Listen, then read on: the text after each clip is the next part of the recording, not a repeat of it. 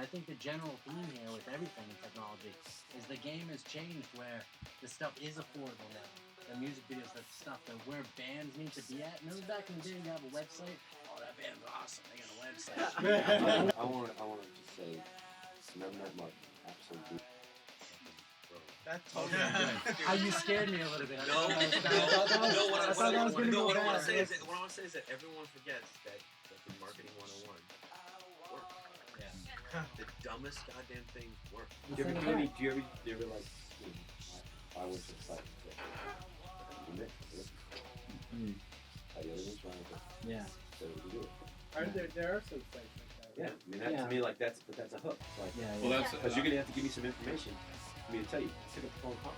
I mean, like, seriously. It's like we do complication with that model, at least in my experience, has been that people are skeptical of sending it to you because they know it's hard, but they want to do it. And you know what? And the thing is to say, we're going to rip it apart. We do it's like, three. So if you're ready for it, you're ready to have your shit ripped apart. Sound good. And then you start to like actually let them self-qualify whether they should be your customer. Have you seen Next Big Sound?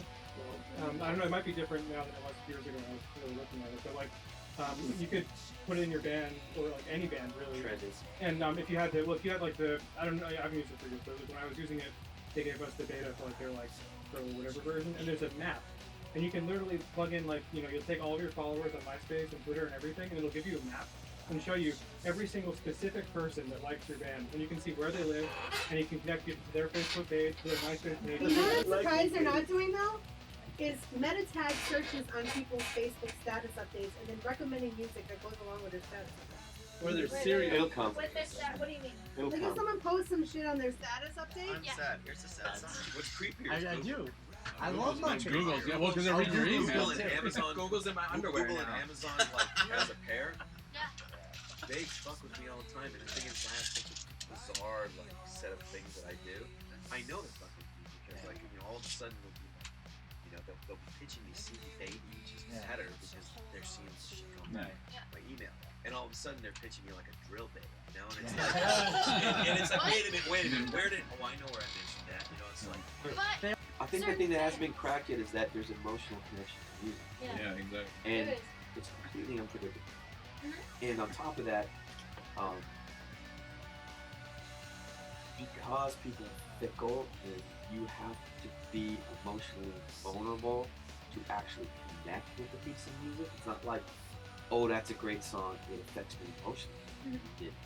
I'm emotional. I'm emotional, Right. that song is a affects great me. song. And Yeah. a great written song will affect many people with different emotions, and that you get more people. I mean, it really works that way. And I think Nora Jones, they did something with the mix that had this resonance that made people. did you ever play it backwards? So you get all the events and local events and bands, and that's what my game is. Isn't the big, so many big players? It's a lot of little guys that have 250,000 fans in their pocket online that you've never heard of that make 100,000. That is possible. That's a lot of fans. That's where that's where you I'm just going. need to find Business, that's where I'm going. That's my whole business structure. I used to think about making stuff for the big guys, but it's about connecting and thinking somehow the events and the things and the bands that you like.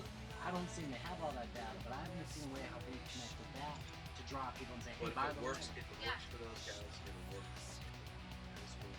With everything, and so you can target specific bands and say, oh, if I give the tickets to this band, they're going to talk about it the most. Right. Which is messed up. I mean, we didn't specifically, but you have to watch out though, because sometimes we'd go through and we'd see, oh, this person has a ton of followers, and I'd look them up and realize, oh, they work for a management company, they work for a radio station, whatever. So you can't give them the tickets. It's target. I love marketing. For a couple years recently, it's like I'll be like, well, let's go see how Steve Gadd did it. Fuck it, YouTube. Here you go. He's showing you right there. I don't need to show you. And it's like they can learn whatever. There's certain things that you need. Certain things you can't learn how to play with each other. There's a lot of interesting stuff. But just think about it. There's this whole group of people who are so much better. With so much better backing than any of us. Yet they're missing something. It's that thing that's missing. You gotta look at like how you become a part of the industry that does that. So people are gonna record it and it's gonna get better, but at some point they will still be different from recording at home and recording at the producer. And when somebody produces something amazing, chances are they're the next producer. That's what I mean. But honestly, like, there's not enough of accountability. So, for example, when I work a lot with urban music, and so people will come to me and say, I'm a producer. I'm like, oh, so what does that mean to you? And they say, oh, I make beats. I'm like, that's it? I'm like, that's it?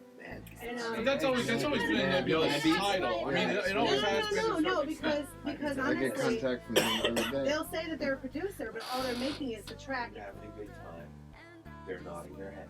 Get them And to say if, yes a couple and times. if you say, dig the music, yeah, I want to take a CD home.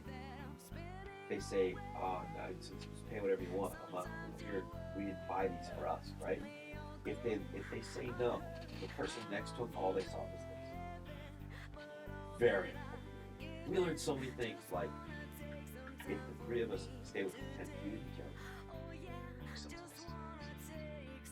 Because a lot of times people are like, wow, who are you in a band? You learn that 25% of people in the club don't even know. And fuck it. That's what you learn. But you learn that half the people in the club are really there to support.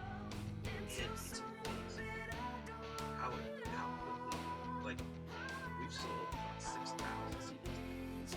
I thought we'd have to look well beyond our geographic area to do it. It's just the draws built. There's no placement for ATM stuff. There's no replacement for that distribution. I keep searching for digital versions of it. I get my guys together. I'm like, how do we create this online? You know, and we added like to all our emotional tools. There's a video. So, but now you got to get the artist to just say in front of the